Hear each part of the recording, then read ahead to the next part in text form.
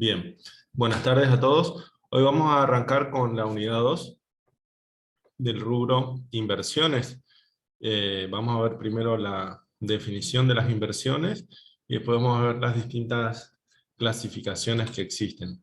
A ellos les ubiqué o les pasé por el grupo de WhatsApp el material que vamos a utilizar para la clase de hoy, que es una especie de escaneo o fotocopia de el libro de contabilidad pasado, presente y futuro, en la parte de inversiones, y también le pasé la filmina que me piden a veces para, para lo que doy en clase. ¿Bien? ¿Se me escucha bien entonces? Bueno, vamos a empezar viendo el concepto que dan las normas contables, digamos, de inversiones, y después vamos a ver cómo se clasifica. Para la resolución técnica 9, las inversiones son todas aquellas realizadas con el ánimo de obtener una renta o beneficio explícito o implícito, y que no forman parte de los activos dedicados a la actividad principal del ente, y las colocaciones que se efectúen en otros entes. Incluyen, entre otras, títulos valores, depósitos a plazo fijo en entidades o bancos, préstamos, inmuebles y propiedades. Las llaves de negocio, positivas o negativas, que resulten de la adquisición de acciones en otras sociedades, se van a incluir en este rubro, pero formando parte de la inversión. Y en la información complementaria se va a detallar su composición. Según los autores, las inversiones son las colocaciones de capital que se realicen al margen de la actividad principal. Es decir, que nosotros podemos hablar de inversiones como distracciones del ente o colocaciones al margen de la actividad.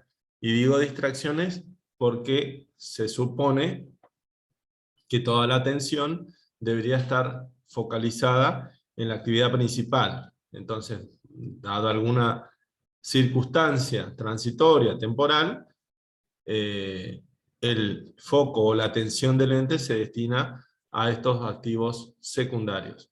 Por esa razón, justo los llamamos secundarios, es decir, porque no forman parte de la actividad principal o de los activos principales. Veíamos que el objetivo de las inversiones, en general, es la obtención de rentas o ganancias adicionales. En general yo les estoy diciendo, porque vamos a ver que cuando analicemos las razones por las que se pueden realizar inversiones, muchas veces el objetivo perseguido es la obtención de utilidades, pero otras veces no es ese el objetivo perseguido, sino un objetivo indirecto o implícito. Entonces, forman parte de los activos que no estén afectados a las actividades de producción o comercialización, o también activos que se van a mantener para su alquiler, es decir, para la generación de rentas. Siempre hablamos de que el ánimo es el de obtener rentas, y dijimos que esas rentas pueden ser implícitas o explícitas. ¿Qué quiere decir que una renta sea implícita o explícita? Tiene que ver o está relacionado con la ganancia que yo percibo o busco al realizar la inversión. Por eso yo les decía recién, beneficios directos o indirectos. Si yo, por ejemplo, realizo una colocación a plazo fijo, que significa hacer un depósito en un banco durante un plazo de tiempo, lo que claramente estoy pensando como ganancia es los intereses. Esos intereses yo los voy a conocer porque voy a analizar la tasa de interés que me va a ofrecer el banco, voy a considerar el plazo del depósito, la moneda en que se realiza ese depósito, y de esa manera yo puedo saber perfectamente cuál va a ser el monto de los intereses que voy a ganar entre el momento en que deposito el dinero y el momento del vencimiento de nuestro plazo fijo. O sea que yo claramente sé cuál es el beneficio que persigo. Si, por ejemplo, invierto en tierras agrícolas, porque pienso que es una buena inversión, es una inversión segura por el valor de la tierra, y con el ánimo de arrendar esas tierras a productores, quiere decir alquilarlas para que estos puedan producir con la tierra, claramente el destino es una inversión y la ganancia que observo, que pienso que voy a obtener, es el alquiler o el arrendamiento. De la misma manera, si por ejemplo compro títulos de capital o acciones de una empresa, entonces, ¿qué estoy tratando de ganar con las acciones? O tengo la expectativa de obtener ganancias entre el precio al que compro y el eventual precio al que pueda vender esas acciones, o sea, un diferencial de precio compra-venta, o también porque deseo o pienso mantener las acciones durante un periodo de tiempo prolongado o largo, y en ese periodo de tiempo voy a especular con que se distribuyan dividendos, que es la forma en la que se distribuyen las utilidades de las compañías o de las sociedades. De manera que ahí, por ejemplo, en ese tipo de inversiones ya vemos que hay dos posibles tipos de ganancias. Comprar las acciones a 100 y venderlas a 120, gano 20 pesos por acción, o comprar las acciones a un precio y esperar que en el tiempo oportuno distribuyan dividendos, ¿sí? Y gano con esa distribución. Es decir que ahí perfectamente conocemos el tipo de beneficio. Ese beneficio se puede medir, establecer sobre bases objetivas. Se puede verificar esa medición. De manera que esos beneficios son los que los definimos como beneficios explícitos. Pero otras veces se realizan inversiones a un plazo mayor, o de un mayor plazo, digamos, en donde lo que persigo es un beneficio indirecto. Ustedes están viendo la filmina que yo tengo donde hablo de inversiones, ¿no? Se ve eso ahora en la pantalla. ¿Sí? Sí, profe. Bien. Entonces les decía que cuando se hacen o se realizan inversiones, no tanto de corto plazo, sino de mediano o largo plazo, quizás lo que se persiga es la obtención de utilidades, pero no en ese plazo, sino en el mediano o largo plazo. Y quizás esas ganancias o esa rentabilidad, yo no la piense en términos económicos, es decir, pensando que esas acciones se van a revalorizar, o que me vayan a tener que reportar dividendos, como recién les decía, sino que como consecuencia, ¿cómo voy a verme beneficiado? Como consecuencia de las decisiones que se tomen o que se adopten en esa empresa en la que invierto. Es decir, que la finalidad que persigo al realizar una inversión es condicionar, influir o controlar las decisiones de otra empresa, de manera que las acciones de esa otra empresa me beneficien a la empresa principal.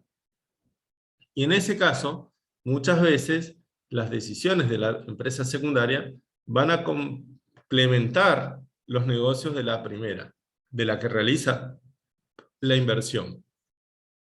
De manera que hay una finalidad de lucro perseguida, hay una obtención, estamos detrás de la obtención de una ganancia, pero esa ganancia no es tan fácil de medir o de determinar, sino que tenemos la idea de que las acciones van a beneficiarnos, y no tanto en el corto plazo, o sea, no en este año, sino quizás dentro de 3, 5 o 10 años. En ese caso hablamos de beneficios implícitos. ¿Se entiende lo que planteo? Bien. Los resultados que generen las inversiones, y con eso termino esta primer filmina, se los considera secundarios. ¿Por qué secundarios? Porque justamente como provienen de activos secundarios, se los entiende como de segundo orden, para diferenciarlos de los resultados de la actividad principal, que es el objeto al cual se dedica el ente. Bien, Veamos un poquito, dejo de compartir esta pantalla y voy a compartir lo que recién les pasé, digamos, por el grupo de WhatsApp. ¿Qué definen los autores, digamos, para poder clasificar a las inversiones? Dicen que las inversiones representan colocaciones que se realizan generalmente para obtener una ganancia o rendimiento. Pueden ser de corto plazo, que se las va a conocer como temporarias o transitorias, y de largo plazo, que también se las va a conocer como permanentes o no corrientes. Quiero hablar de una clasificación, o sea, acá estamos viendo que la clasificación de las inversiones considera el plazo de la inversión, que no necesariamente es el criterio de clasificación que impone la Resolución Técnica 9 para la exposición de las inversiones. ¿Qué quiero decir con esto? Cuando nosotros analicemos cómo clasificar las inversiones, van a ver que tenemos en cuenta dos criterios. Por un lado, la intención del ente, y por otro lado, las condiciones en que se puede realizar la inversión. Entonces, teniendo en cuenta estos dos criterios, las inversiones, como les decía, se clasifican en inversiones transitorias e inversiones permanentes.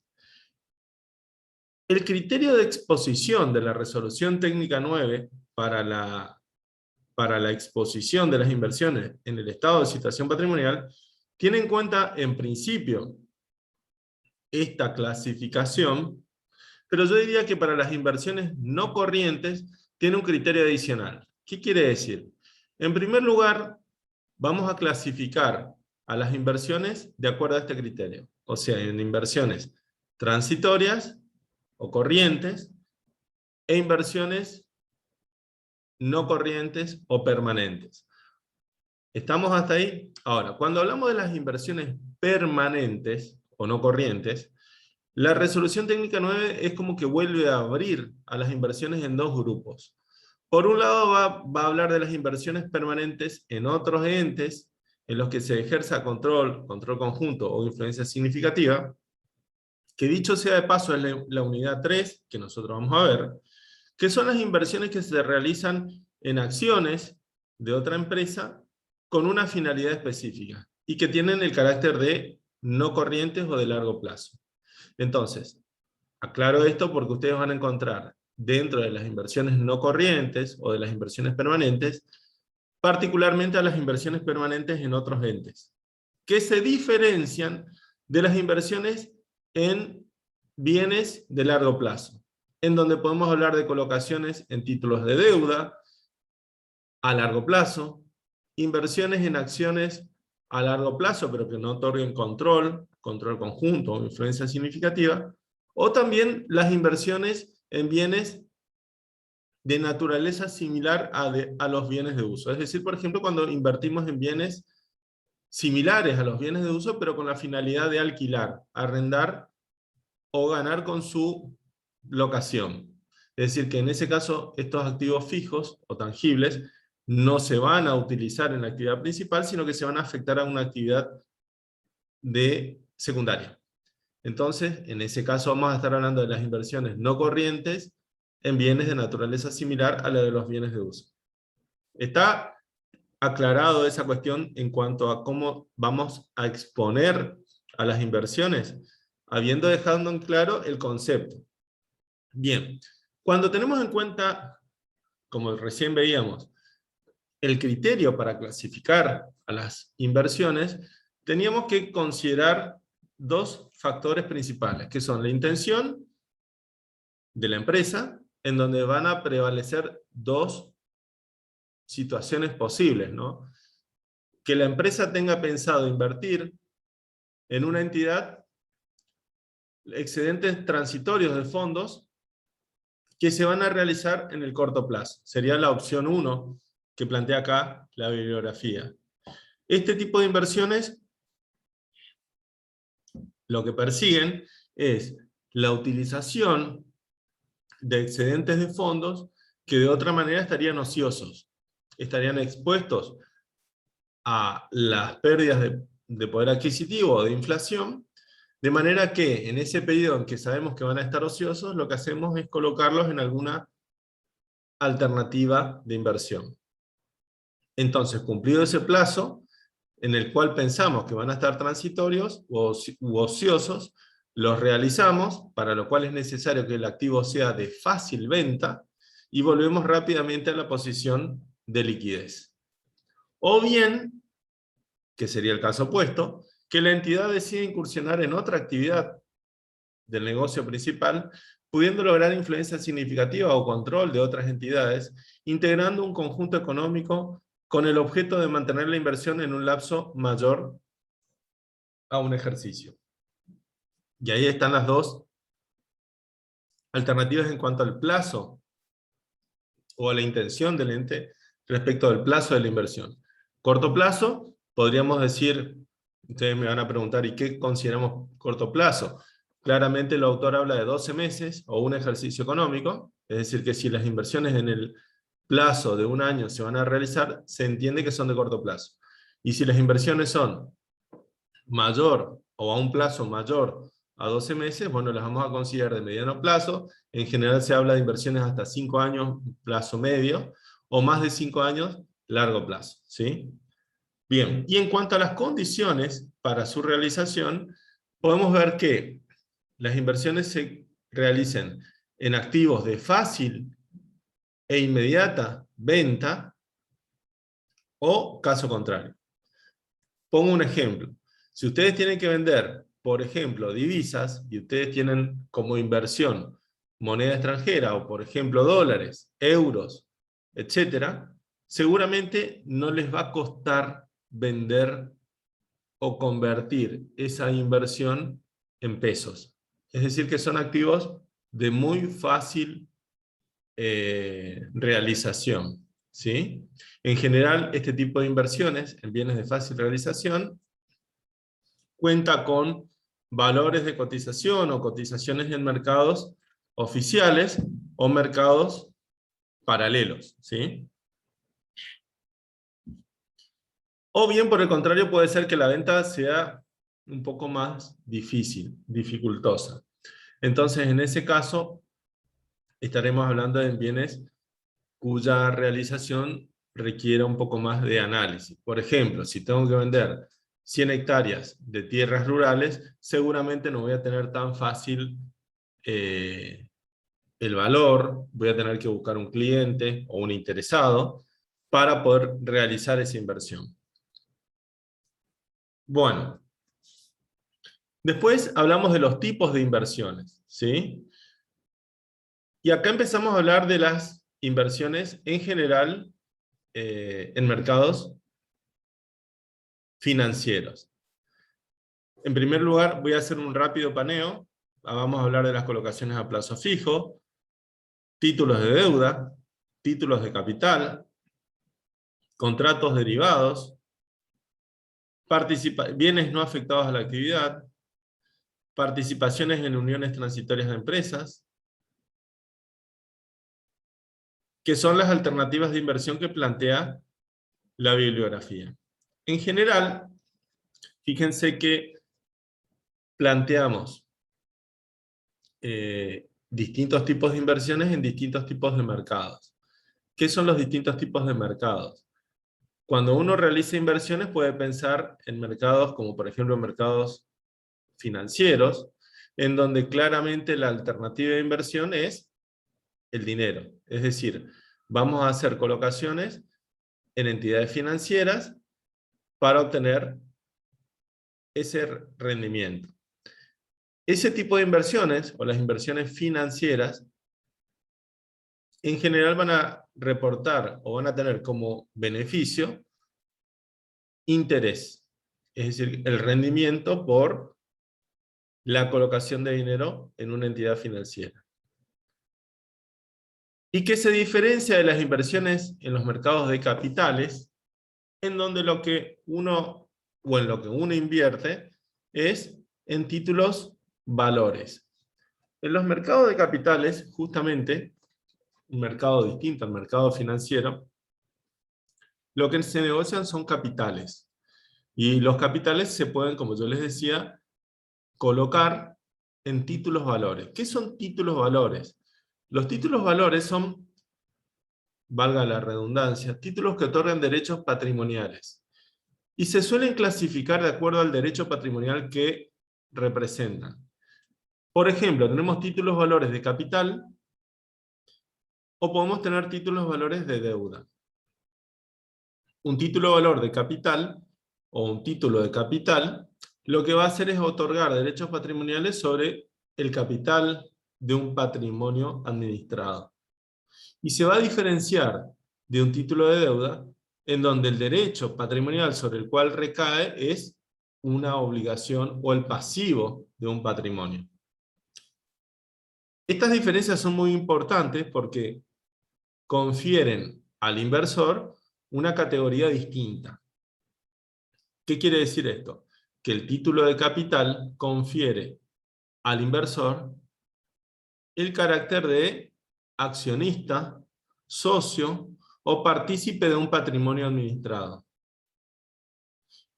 Entonces, como participa del capital y como representa o es un socio, asume los riesgos del negocio. ¿Qué quiere decir que asume los riesgos del negocio? Participa en el riesgo del patrimonio administrado. Por lo tanto, la retribución por este tipo de inversiones estará relacionada con el rendimiento de dicho patrimonio. Es decir, que este tipo de inversiones, las inversiones en título de capital, otorgan rendimientos sobre los beneficios obtenidos.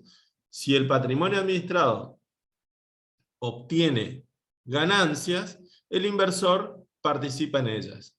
Pero si ese patrimonio administrado obtiene tiene pérdidas, el inversor debe absorber esas pérdidas. Es decir, ahí lo que planteo es la participación en el riesgo. Vuelvo a aclarar, estamos hablando de las inversiones en títulos de capital. Por ejemplo, las acciones. Ahora, los títulos de deuda, yo les decía recién que representan participaciones sobre el pasivo de un patrimonio. Por lo tanto, otorgan al inversor el carácter jurídico o le confieren la condición de acreedor, no de socio. De manera que cambia la condición del inversor. Hoy era socio, accionista o partícipe, y ahora no. Él presta, es un acreedor. Por lo tanto, la retribución a este tipo de inversiones va a estar relacionada con la obtención de una renta, interés o rendimiento del pasivo. No va a estar atada o relacionada a la obtención de utilidades, sino que el rendimiento de la colocación o del título va a estar establecido justamente en las condiciones de emisión del título de deuda. Y de alguna manera se le garantiza al acreedor, en este caso el inversor, se le garantiza ese rendimiento. Independientemente de que el patrimonio sobre el cual estamos analizando la deuda obtenga pérdidas o ganancias. Es decir, que no está expuesto al riesgo patrimonial del ente en el cual se invierte, sino que somos acreedores y queremos cobrar un interés. ¿Se entiende la diferencia que existe entre colocaciones en título de capital y colocaciones en títulos de deuda? En uno, vuelvo a repetir, soy socio, accionista, participo en el capital y obtengo utilidades, pero también debo absorber pérdidas. En la otra, no soy socio, soy acreedor, no participo del riesgo del negocio y tengo derecho a un interés o renta establecido en el título de deuda. ¿Sí? Bien. Siempre estamos hablando de títulos, de títulos valores, ¿sí? Voy a bajar un poquito porque quedé acá en plazo fijo y me fui a hablar de otras cosas. ¿Vieron? Los títulos de deuda se clasifican según el patrimonio en el que uno invierte, digo patrimonio en el tipo de, sí, de patrimonio del ente emisor de la deuda, que pueden ser emisores, o sea, organismos públicos, en cuyo caso hablamos de títulos de deuda públicos o títulos públicos, Fíjense que habla de los emitidos por el Estado Nacional, provincial o municipal. O en el caso de los títulos de deuda emitidos por una empresa privada, y en cuyo caso estaremos hablando de obligaciones negociables o instrumentos de deuda respaldados por activos, por ejemplo las hipotecas. Esos son los dos tipos de deuda que nosotros vamos a estudiar, títulos públicos o títulos privados, que en Argentina, bajo la legislación local, se conocen como obligaciones negociables. ¿Qué son las obligaciones negociables? Títulos de deuda emitidos por una empresa y que se negocian en los mercados de capitales, ¿sí? Los títulos de capital, como recién dijimos, pueden ser las acciones, que son las emitidas por una sociedad de capital que esté autorizada a cotizar en los mercados de valores. En ese caso estamos hablando de acciones que tienen cotización. Pero también puede ocurrir que las acciones de la sociedad anónima no coticen en mercados de valores, sino que sean acciones de una sociedad de capital cerrado, se las conoce, o sociedades cerradas. ¿Qué quiere decir? Son acciones de una sociedad que se negocian entre partes privadas, y que seguramente como producto de esa negociación tienen un valor. Pero ese valor no surge de un mercado de valor, sino de una negociación privada.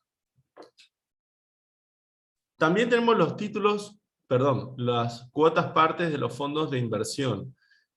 Los fondos de inversión son carteras de valores mobiliarios que generalmente tienen cotización bursátil, es decir, cotizan en la bolsa de comercio. Dentro de la bolsa de comercio existe un recinto del mercado de valores, en donde justamente en el mercado de valores están los distintos agentes del mercado de valores, que son las empresas que están jurídicamente autorizadas a negociar títulos valores, de capital, de deuda, etc. Bien, los fondos comunes de inversión son fondos justamente que se invierten en distintos tipos de activos. De acuerdo al activo en el cual el fondo invierta, se tratará de fondos comunes puros o mixtos. Hay fondos comunes de inversión que se dedican específicamente a mercados financieros, hay fondos mixtos que colocan sus fondos en mercados financieros y mercados de valores, también invierten en bienes reales, etc. Quiere decir que el fondo administrado se coloca en distintos tipos de activos y de acuerdo a la cantidad de cuotas en las que se divide el fondo, surge el valor de cada cuota parte. Entonces, en la medida en que el valor del fondo administrado se incremente porque el valor de los activos se acrecienta, sube la cuota parte. Entonces el rendimiento de esta inversión va a ser justamente el diferencial entre el precio al cual compro y al cual vendo la cuota parte. Es decir que a medida que yo compro cuotas partes, y ese valor de la cuota parte crece porque crece el valor de los activos que administro, voy a tener un rendimiento o ganancia. ¿Se entiende? Pero no significa que el fondo retribuya un dividendo, o no. O sea, la ganancia en este tipo de inversiones es la ganancia o diferencial de precio compra-venta. También tenemos los contratos derivados. Un derivado, que habrán escuchado alguna vez ustedes, son instrumentos constituidos sobre un instrumento principal. Es decir, hay un contrato principal sobre el cual se celebra un contrato adicional o secundario. Por eso se lo conoce como un derivado financiero. Es un producto financiero cuyo valor se basa en el precio de otro activo. En general, los derivados, y existen muchos tipos de opciones o contratos secundarios, son apuestas que se realizan al precio de otro activo, las conocidas opciones de compra. Son apuestas. No tiene mucha diferencia este tipo de inversión con una apuesta que uno puede hacer en una casa de apuestas. la ganancia de este tipo de instrumentos va a estar relacionada con la evolución del activo principal. Es decir, que en la medida en que el valor del contrato principal se incremente, el valor del derivado se va a incrementar. Si el valor del activo principal disminuye, lo mismo va a ocurrir con el derivado. Uno de los tipos de derivados más conocidos son los contratos a futuro, o las opciones de compra, que representan derechos a comprar determinados activos en una fecha futura a un precio determinado. Se utilizan para garantizar operaciones cuando hay cierta incertidumbre o inestabilidad en la cotización de algunos activos. Entonces, cuando yo necesito asegurar una posición en determinado activo, lo que hago es contrato una opción de compra. Por ejemplo, si yo quiero o necesito comprar en el mes de, estamos en agosto, casi septiembre, y yo sé por una cuestión comercial que en el mes de febrero o marzo del año que viene necesito comprar $100.000. ¿Por qué? Porque estoy en un proceso, por ejemplo, de importación, y en ese momento voy a necesitar contar con los dólares para pagar lo que voy a importar. ¿Se entiende? Ahora bien, resulta ser de que existe incertidumbre, estoy planteando un ejemplo, y hoy el dólar, que puede estar en el mercado oficial de cambios a 100 pesos, o 101, o 102, no sé a cuánto va a estar en febrero del año que viene, dentro de 5 meses. Entonces lo que voy a hacer es contratar un futuro de $100.000, que es lo que necesito comprar, para cerrar o asegurar el precio de compra. Es un instrumento derivado. Es una póliza u opción de compra que contrato. Una prima que voy a pagar y que va a valer de acuerdo a lo que valga el dólar en la fecha cercana. Entonces, desarrollemos el tiempo. Si yo compro un derivado o una prima por la compra de $100.000 al precio de hoy, por ejemplo, 102, lo que hago es pagar hoy una prima para asegurarme la provisión de una cantidad de X de dólares en ese momento futuro. Si en el momento del vencimiento del contrato futuro el dólar se fue, que hoy está a 102, se fue a 160, la opción de compra va a cotizar. ¿Por qué? Porque yo, en vez de conseguir a 160 en el momento del vencimiento, que sería febrero, lo voy a hacer a 102, que es el precio al cual compré. Y ustedes me pueden preguntar, ¿y cuánto va a valer la opción? Y el diferencial. ¿Cuál es el diferencial? Y si el dólar, supongamos, está en 160 y yo lo compré, o voy a acceder a 102 pesos por dólar, y bueno, quiere decir que la opción tendrá un valor máximo en ese momento de 58 pesos, cada opción de dólar. Y yo compré 100.000 opciones. ¿Se entiende lo que planteo? Ahora bien, si en febrero da la casualidad de que el valor del dólar bajó, supongamos se va a 95, esa opción no va a ser ejercida, porque en vez de hacerla valer, lo que voy a hacer es voy a ir al mercado, y en vez de comprar al precio al cual cerré la opción, que es 102, los compro directamente en el mercado a un valor menor.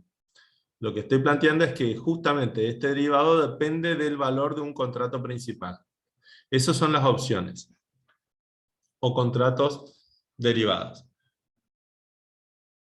Estos derivados pueden ser sobre mercados, por ejemplo, de commodities, como pueden ser los cereales, los metales preciosos, los hidrocarburos, distintos tipos de activos en los que se puede invertir. Entonces, hemos hablado de las inversiones en las inversiones financieras o colocaciones a plazo fijo, inversiones en títulos valores, de capital o de deuda, pero también podemos invertir en bienes que no estén afectados a la actividad. ¿Qué quiere decir? Por ejemplo, inmuebles que compremos para su arrendamiento, bienes muebles que también lo hagamos para actividades secundarias. Por ejemplo, tengo vehículos que compré para realizar fletes, acarreos que son ajenos a la actividad principal, y en ese caso los vamos a considerar como inversiones, etc. O bien habla la bibliografía de la participación en un contrato de unión transitoria de empresas. ¿Qué es una unión transitoria de empresas? La unión transitoria de empresas se engloba en lo que se conoce como combinaciones patrimoniales o de activos, en donde distintas empresas que tienen distinta personería jurídica aportan bienes a un patrimonio común administrado, que es ajeno a ellas, pero que no unifica o no tiene personería jurídica propia, sino que es un agrupamiento patrimonial específico para la realización de un emprendimiento específico, el cual, una vez concluido, es liquidado y restituido a sus aportantes.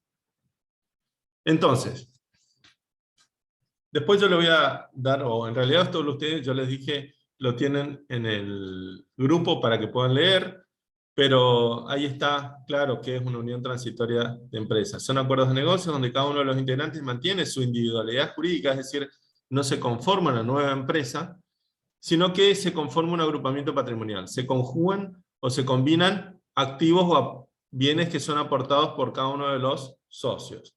Se trata de contratos de colaboración empresaria destinados a desarrollar un fin concreto y común que compromete a los integrantes a realizar aportes de los recursos necesarios. Los recursos que se aportan pueden ser de diferente naturaleza, prestaciones de servicios, contribuciones financieras, cesiones de activos fijos, en cuyo caso los bienes siguen en poder del aportante, es decir, no se transfiere la propiedad.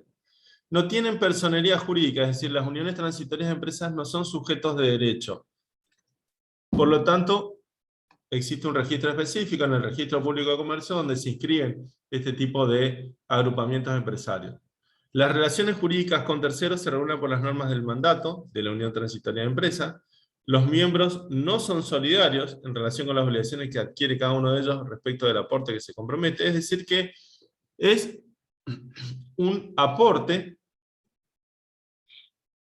a un patrimonio común, que vuelvo a repetir, es administrado por una administración propia para un fin específico y determinado.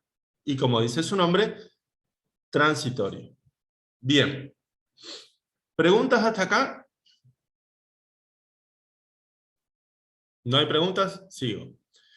En la bibliografía van a ver algunas cuestiones terminológicas que por ahí yo las di por alto, las pasé por alto porque por cuestiones de tiempo, ¿no? Pero cuando nosotros hablemos, por ejemplo, de bonos o títulos de deuda, recién yo les decía títulos, valores de deuda, tenemos que saber que, sobre todo cuando vayan a ver la práctica, como me decían que están viendo hoy con las profesoras, tienen que manejar cierta terminología. Por ejemplo, la fecha de emisión es el momento en el que los títulos se emiten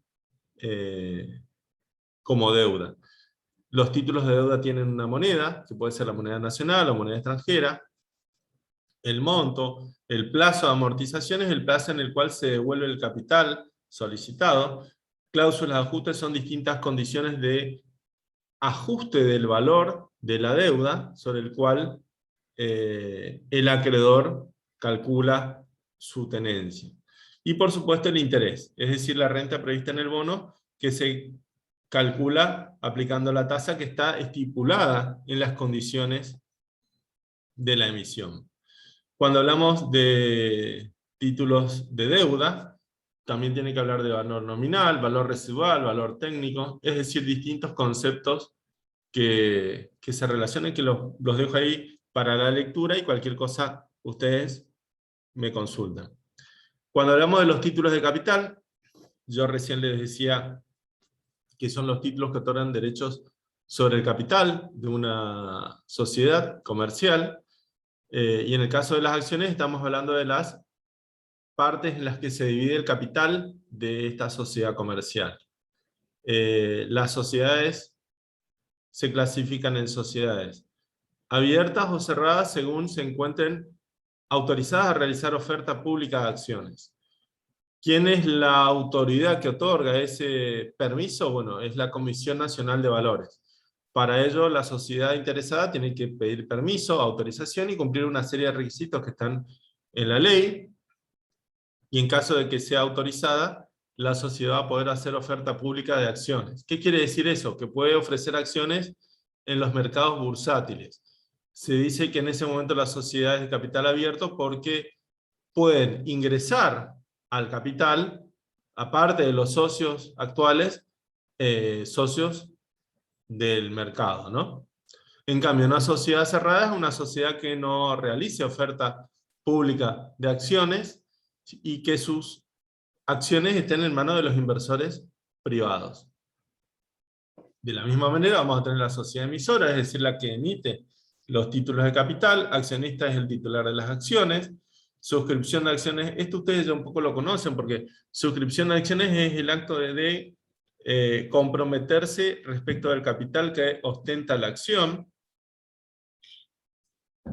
Acuérdense que ustedes primero suscriben las acciones, después las tienen que integrar.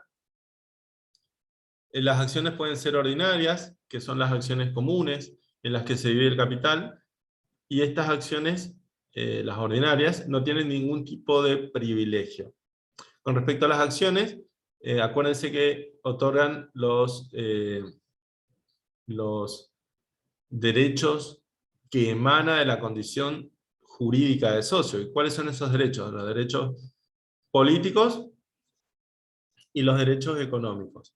Por el lado de los derechos políticos, hablamos de poder votar, es decir, participar en las decisiones que se adopten en las distintas reuniones de socios o en las asambleas, que son los únicos que votan. Y además, también pueden elegir a los directores o los administradores, nombrarlos, removerlos, es decir, que son los distintos derechos políticos que surgen de la condición de socio, aparte de ser una condición de inversor. Y los derechos económicos, básicamente son dos: el derecho sobre el patrimonio, que ostenta la acción, que es una proyección de la participación en el capital de la misma, y los derechos a las utilidades. Yo hoy les decía que los títulos de capital otorgan participaciones en las utilidades del patrimonio que se administra, y también la obligación de participar o absorber las pérdidas si es que se producen. Bien. Las acciones, se suele hablar de distintos valores de las acciones. Podemos hablar de tres tipos de valores respecto de las acciones. Por un lado está el valor nominal, que es el valor que una acción tiene respecto del capital ordinario. Acuérdense que el capital social de una sociedad se establece en el contrato social, y ese capital se divide o se reparte en partes iguales, que son las acciones. Entonces, el valor nominal de las acciones va a surgir de un simple cociente entre el valor de capital y la cantidad de acciones que existan. Ese es el valor nominal. Aparte del valor nominal está el valor de libros. ¿Y cuál es el valor de libros? El valor de libros de una acción ordinaria se calcula tomando como base el monto total del patrimonio de la entidad emisora menos los dividendos acumulados sobre las acciones preferidas que existan, y el importe obtenido lo vamos a dividir por el total de acciones ordinarias que circulen. Vendría a ser lo que nosotros conocemos como el BPP, es decir, el valor de libros de las acciones es el valor patrimonial proporcional que cada acción tiene, y es por eso se dice el valor libro, porque es el valor que surge de los libros. Obviamente el valor libros de la empresa es el patrimonio neto, y si yo divido el patrimonio neto por la cantidad de acciones, tengo el valor libro de cada acción. Y además del valor nominal y del valor libros, tenemos el valor de cotización. ¿Qué es el valor de cotización? Es el valor de mercado que las acciones tienen. Ese valor de cotización, cuando la sociedad sea de capital abierto, surge de la oferta y demanda de acciones. Cuando ustedes analizan las distintas publicaciones financieras o bursátiles, van a ver que existen las cotizaciones de las distintas acciones, y ese valor de cotización, que tiene un precio comprador y vendedor, para el mercado siempre se considera, es el valor al cual cotiza y al cual uno puede adquirir cada acción.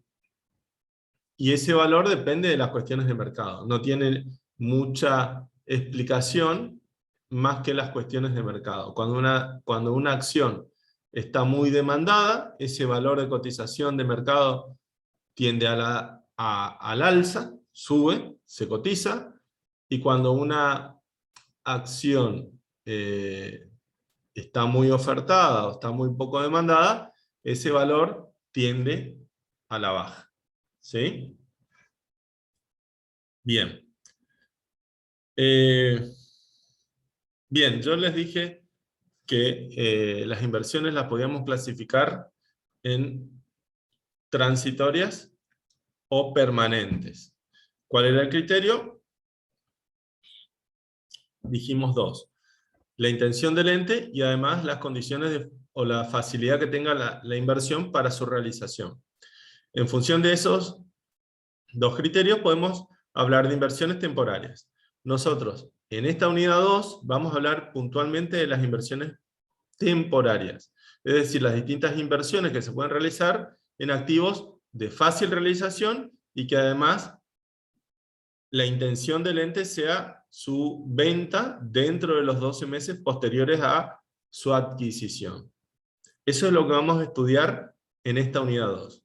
Y en la unidad 3, o la unidad que sigue, vamos a hablar de las inversiones permanentes en acciones de otras empresas que otorguen control conjunto o influencia significativa. Es decir, que en la unidad 3 vamos a estudiar puntualmente el método que ustedes van a conocer como el método del valor patrimonial proporcional. ¿Sí?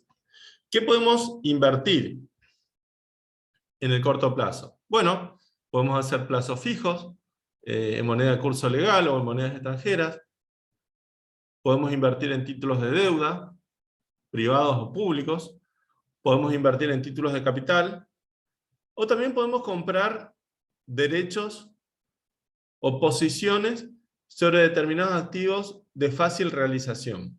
Es decir, podemos comprar, acá no está planteado como una inversión transitoria, pero existe y lo es. Por ejemplo, podemos comprar divisas, es decir, moneda extranjera. No con una intención de usarla como medio de pago, sino como alternativa de inversión.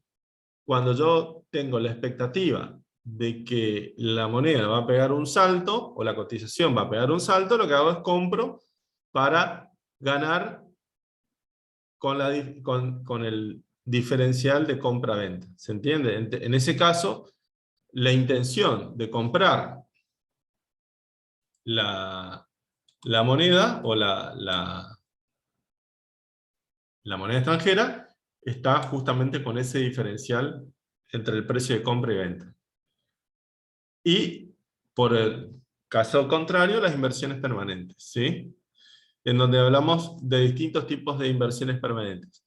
Las que se realicen en bienes, por ejemplo, de naturaleza similar a la de los bienes de uso, tema del cual hemos hablado en la unidad 1, cuando hablábamos de bienes de uso y decíamos inversiones en bienes de naturaleza similar. El tratamiento contable de este tipo de inversiones es similar al de un bien de uso. Bien. ¿Preguntas hasta acá? ¿Dudas? ¿Sigo? Mira que sí. No, Nada todavía. Bien. Siempre veo mi cara y 4 caras más ahí, ¿eh? Algún día les voy a decir, chicos, activen la cámara. Quiero conocerlos. Así nos conocemos, ¿no? Veo a Andrea, veo a Luciana, veo a Violeta y veo a Julieta, ¿eh? Ahí apareció Micaela, mi tocaya. Bien. Ahora vamos a hablar, ahí apareció Tamara. Vamos a hablar de la medición de los o de las inversiones, ¿eh? Que dijimos que en esta unidad vamos a hablar de las inversiones transitorias, es decir, teniendo en cuenta que vamos a venderlas en el corto plazo. Y además, que son inversiones en bienes de fácil realización. Quiere decir que su venta no demanda un esfuerzo significativo. En general, este tipo de inversiones se realizan en activos que cotizan en los mercados financieros, o mercados de capitales, o en los mercados en los que se realiza, ¿no? Yo hoy les decía que podemos invertir en bienes de fácil realización. Por ejemplo, podemos comprar posiciones sobre distintos productos agropecuarios, eh, o productos o metales preciosos, o hidrocarburos, etc. Es decir, son inversiones que se realizan en posiciones de esos activos o commodities. No quiere decir que yo tenga que guardar un barril de petróleo o un lingote de oro, sino que lo que hago es comprar derechos o posiciones sobre esos bienes. Entonces, lo que hago es adquirir esos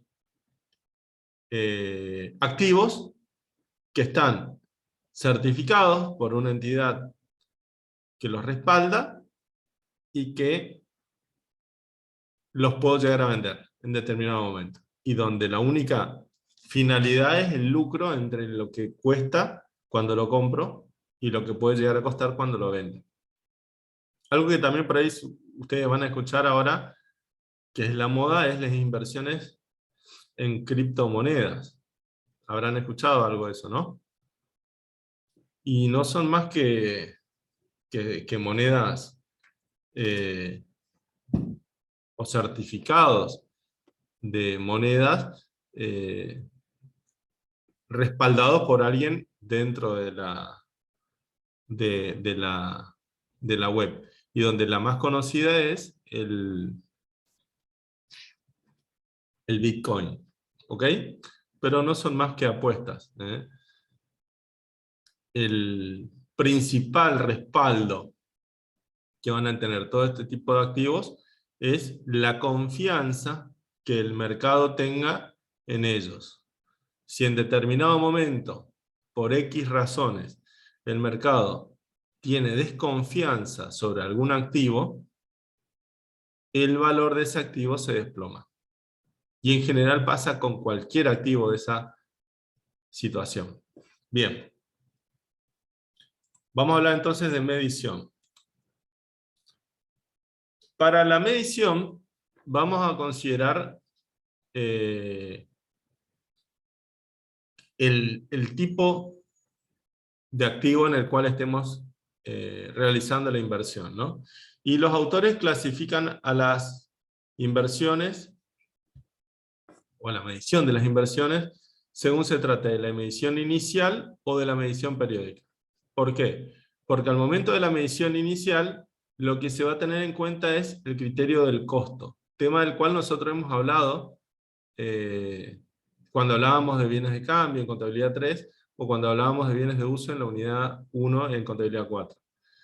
El criterio del costo es el criterio del sacrificio económico que demanda la adquisición, en este caso de la inversión, más todos los gastos necesarios para dejarla en condiciones, ¿no? En este caso, los gastos que tengamos que solventar para poder disponer de la inversión.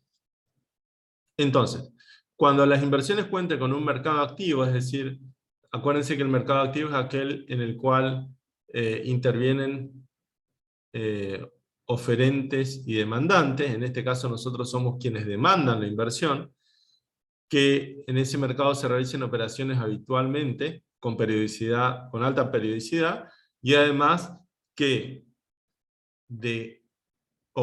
fruto de toda esa periodicidad de las operaciones, existan precios o cotizaciones conocidas de todos los activos que se negocian en ese mercado activo. Entonces, cuando el mercado es activo, que cumple esas tres condiciones, la medición al momento de la incorporación o la medición inicial se va a realizar al costo incurrido más todos los desembolsos necesarios, por ejemplo, comisiones del agente de bolsa, derechos de bolsa o todo cuanto impuesto recaiga por la colocación en este tipo de activos. ¿Ok? Siempre hay que considerar que cuando la inversión se realiza en un activo en moneda extranjera, habrá que convertir la moneda local teniendo en cuenta el tipo de cambio al cual vamos a tener que realizar la inversión. Es decir que si yo realizo la inversión, voy a tener que recibir moneda extranjera y vender, por lo tanto el mercado me va a tener que comprar esa moneda extranjera y va a ser el tipo de cambio comprador. Pudiendo considerar entonces el efecto de los gastos en el caso de la venta cuando hablemos de la medición periódica. Cuando la entidad inversora adquiere acciones con cotización en el mercado de valores, a los efectos de confeccionar los registros contables deberá considerar el valor del costo, es decir, el valor de cotización más comisiones, impuestos, derechos de bolsa, etc. Luego, en tanto sobre estas inversiones se hubiesen declarado dividendos con anterioridad al momento de la compra, se deberán segregar las rentas devengadas no exigibles, es decir, las conocidas como cupón corrido, por cuanto los dividendos declarados y no pagados representan un crédito para la entidad emisora, un crédito, perdón, para la entidad inversora, y que se va a cancelar cuando el emisor disponga del pago. Esto es muy importante porque cuando nosotros planteamos las inversiones en acciones o en títulos de deuda, si sobre las acciones existen dividendos declarados, pendiente de pago, se deben separar del valor de la inversión. Es decir, que el valor de la inversión va a ser todo, el valor de las acciones y los dividendos a cobrar. Pero se los registra en cuentas separadas. De igual manera que cuando compramos títulos de deuda, si al momento de la compra existen intereses corridos pendientes de cobro, habrá que poner por un lado el valor del título o la inversión, título público, obligación negociable, y separado el cupón corrido a cobrar. ¿Qué es el cupón corrido? Lo explico porque por ahí algunos escuchan y no entienden. En general, los títulos de deuda, ya sean títulos públicos o privados, devengan intereses en periodos que pueden ser año calendario o semestre calendario.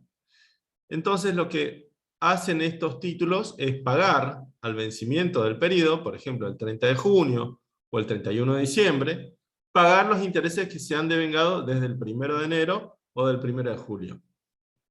Entonces, si yo compro el título público en un periodo intermedio, va a existir dentro del precio de compra una porción del cupón corrido o del interés corrido, que equivale al interés que se devengó desde el comienzo del periodo de devengamiento hasta el momento de la compra. Entonces lo que yo tengo que hacer es registrar cuando compro la inversión lo que es interés devengado a cobrar de lo que es el título público a cobrar. Es decir, separar la porción del interés del capital. Porque en definitiva un título público es un crédito que yo estoy comprando de alguien. En el momento en que yo compro, puede ocurrir que ese crédito esté representado en capital e intereses, que se van a seguir devengando hasta el vencimiento del periodo, por ejemplo el semestre, y en ese momento ahí yo cobro todo el interés. Lo que dicen las normas contables es que hay que registrar por separado todo es la inversión, todo se va a incluir dentro del rubro de inversiones, pero se van a llevar en cuentas separadas. Títulos públicos u obligaciones negociables y intereses corridos a cobrar. ¿Se entiende lo que planteo? Bien.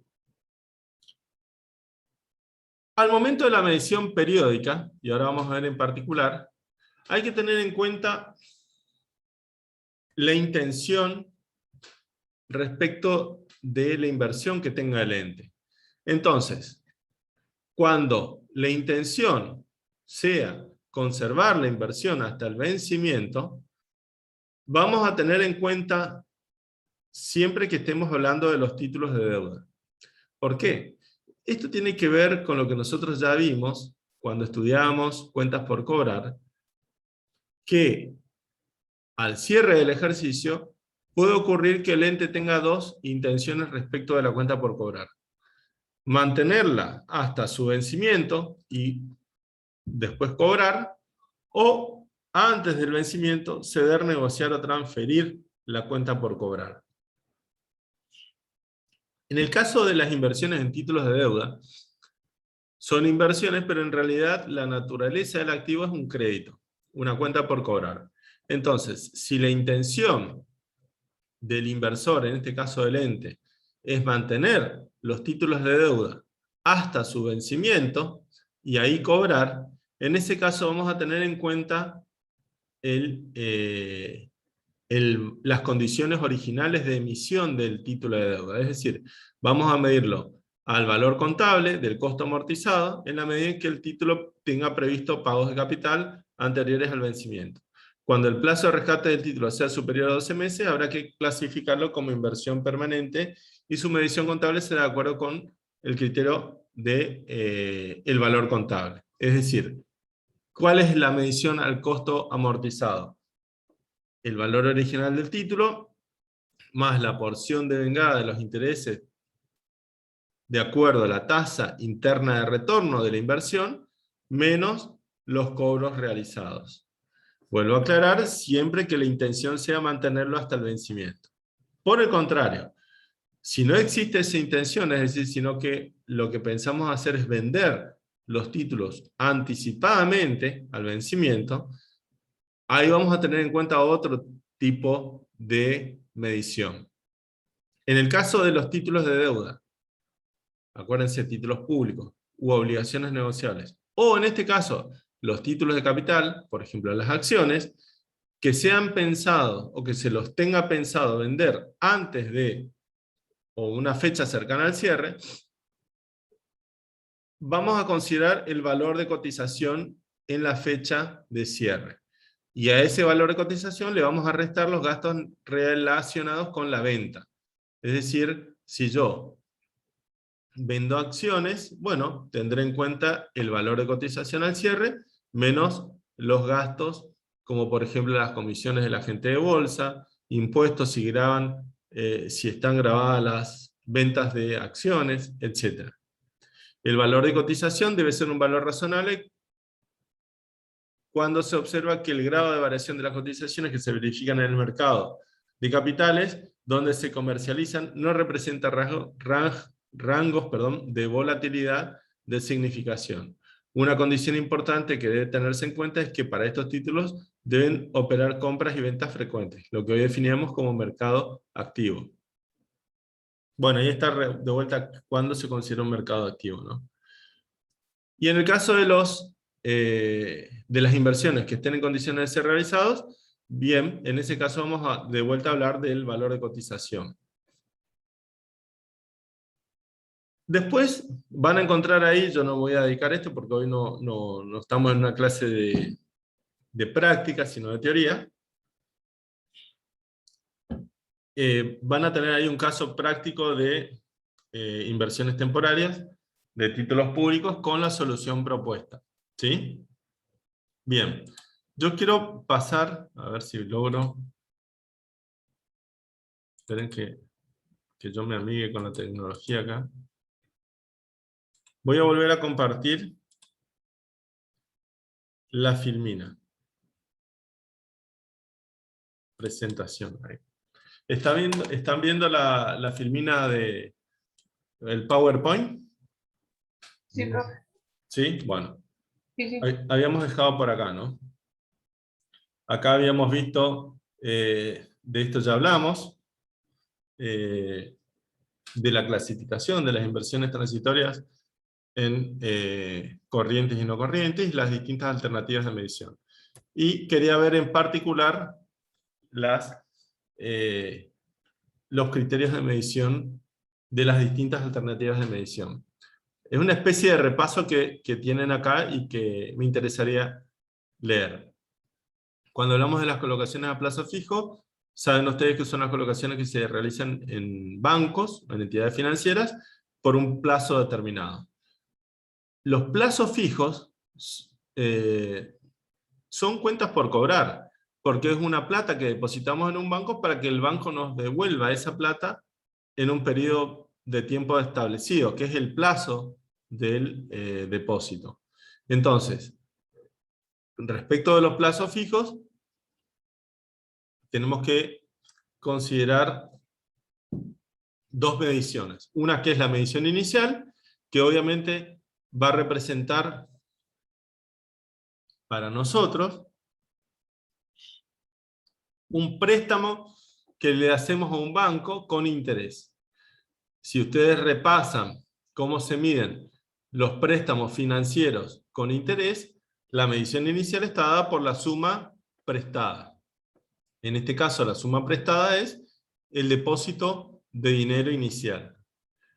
En cuanto a la medición periódica, y por tratarse de una cuenta por cobrar, va a depender, en primer lugar, de la intención del ente, y segundo lugar, de las condiciones del plazo fijo. Porque el plazo fijo, fíjense acá, puede ser en moneda de curso legal, o sea, en pesos, o puede ser en moneda extranjera. O también pueden ser plazos fijos con distintas cláusulas de ajuste. Hoy existen alternativas de plazo fijo UVA, de plazos... hay distintas alternativas, ahora no me voy a acordar, pero hay distintas alternativas para realizar colocaciones a plazo fijo. Entonces, repasando, la medición inicial va a ser la suma depositada, la plata que deposito.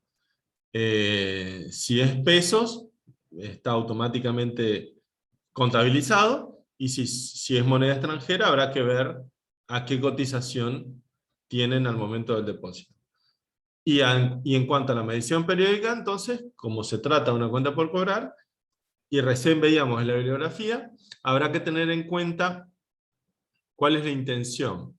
Si la intención es mantener el plazo fijo hasta su vencimiento, para después cobrar, en todo caso lo que vamos a hacer es, vamos a hacer la medición contable de el plazo fijo inicial, más la porción de interés devengada, de acuerdo a la tasa del plazo fijo, menos eventualmente si hubo algún cobro.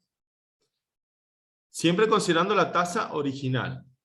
En cambio, si la intención es ceder o negociar el plazo fijo, habrá que ver si lo puedo descontar a una tasa de descuento que sea representativa de mercado. Entonces ahí lo que vamos a hacer es vamos a poner como pérdida o ganancia la diferencia entre la tasa de mercado a la cual voy a ceder o negociar el plazo fijo y la tasa vigente para la operación del mismo.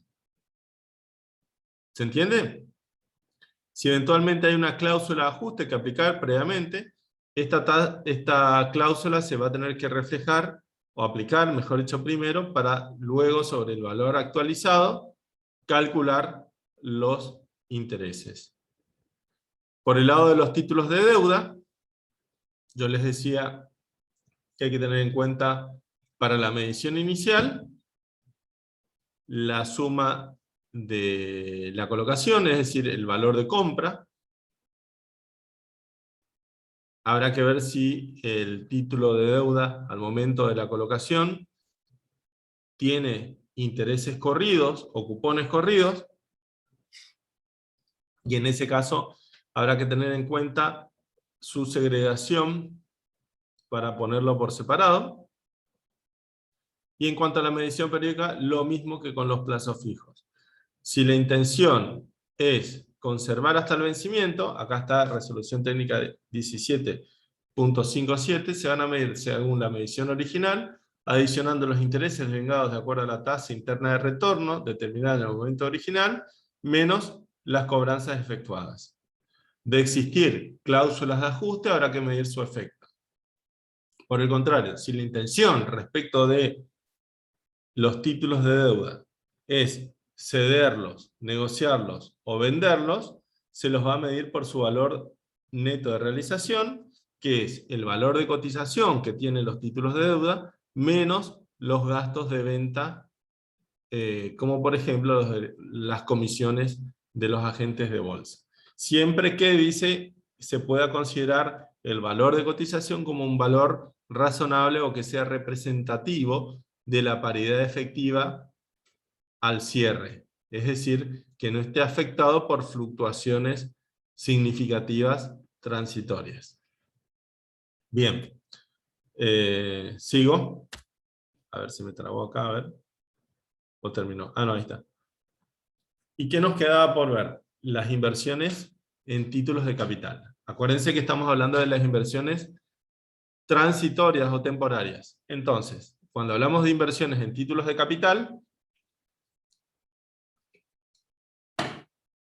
tenemos que considerar si respecto de los títulos, los mismos cotizan en mercado de valores, o sea, en la bolsa de comercio, o no. Entonces, si cotizan, o sea, son acciones de una sociedad de capital abierto, habrá que ver el valor de cotización más todos los gastos necesarios para su incorporación. Impuestos, comisiones, derechos de bolsa, etc. Si sobre esas acciones existen dividendos declarados con anterioridad al momento de la compra, hay que separarlos del valor de la acción. Y en ese caso, el valor total, que va a ser conocido como costo más dividendos, habrá que presentarlo por separado. El costo de las acciones y los dividendos a cobrar. Es decir, que no podemos mezclar en el precio de compra lo que es dividendo a cobrar, declarado antes de la compra, y el valor de las acciones. Y en cuanto a la medición periódica, de nuevo, tengo que tener en cuenta si las acciones cotizan o no. Si las acciones cotizan, habrá que ver la cotización a fecha de cierre. Tengan en cuenta que cuando ustedes, por ejemplo, averigüen la cotización, van a tener para cada acción precio comprador y precio vendedor. A veces se lo menciona como punta vendedora, punta compradora. Es lo mismo que con las divisas. Quiere decir que el valor es el precio al cual el mercado compra o vende esas acciones. En general, si las acciones tienen un precio diferente entre compra y venta, ese es el precio directo a tomar, porque la diferencia es la ganancia del mercado. Por ejemplo, si una acción tiene un precio comprador de 200 pesos y un precio vendedor de 210, quiere decir que el mercado va a vender acciones a 210 y va a comprar a 200. Quiere decir que si yo voy a comprar acciones, voy a pagar 210, es decir, el precio al cual el mercado me vende a mí. Yo voy a comprar a 210. Después, si quiero vender esas acciones, yo, inversor, el mercado me las va a comprar y me va a pagar 200, que es el precio comprador.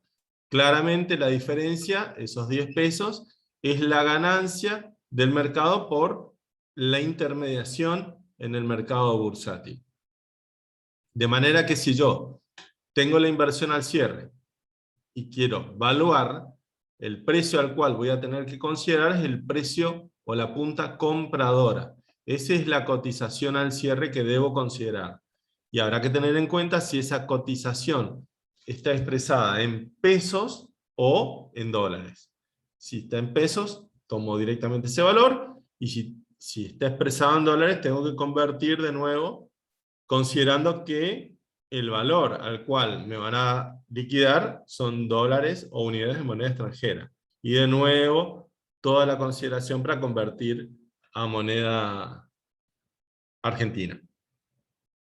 Bien, también tener en cuenta que si al cierre del ejercicio las acciones todavía mantienen dividendos declarados pendientes de pago, el valor de cotización los va a incluir. Entonces yo voy a tener que al valor de cotización restar el valor de los dividendos y registrar la acción por la diferencia. De manera que el total de la inversión va a ser el valor de las acciones más el valor de los dividendos a cobrar.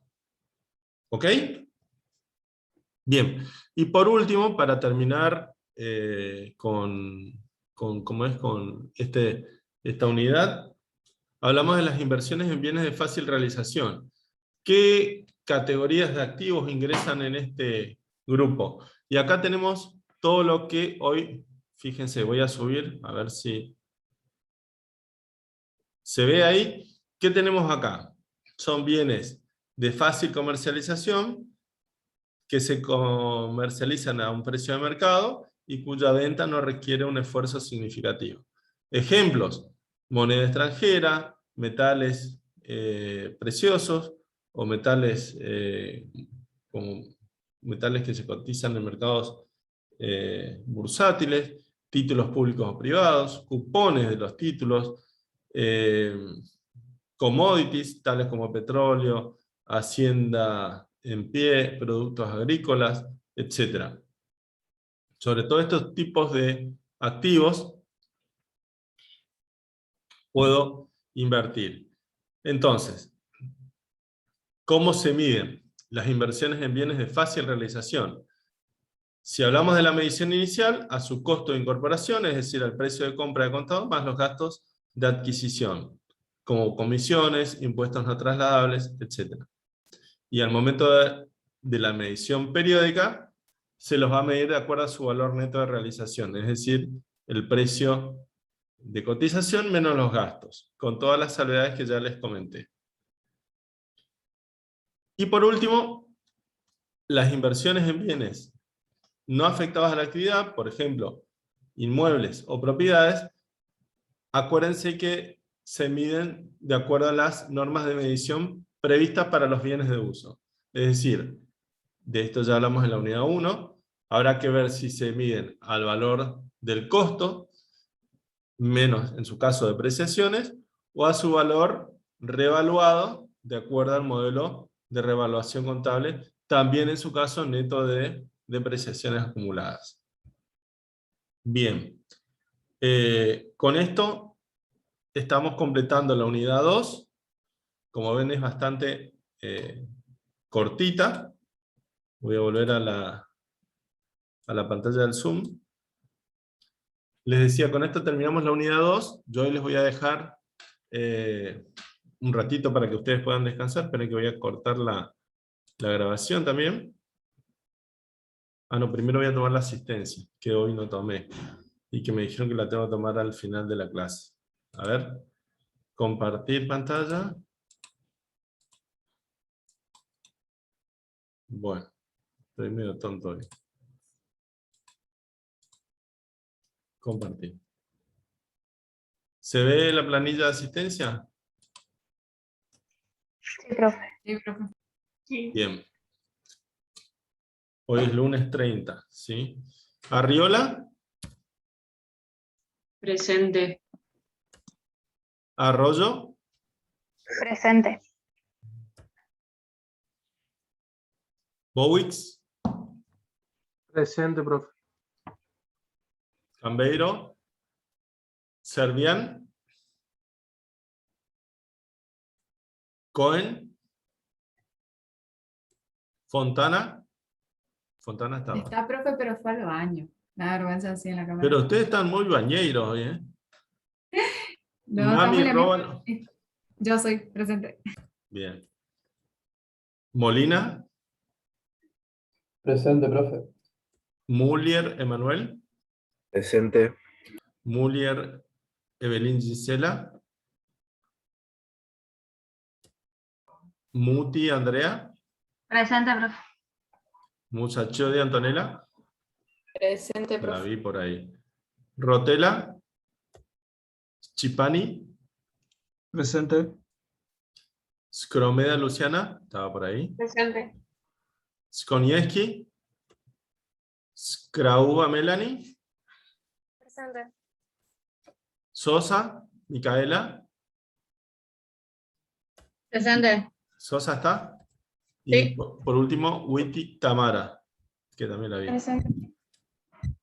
Bueno, gente. ¿Preguntas? Ahora sí detengo la grabación.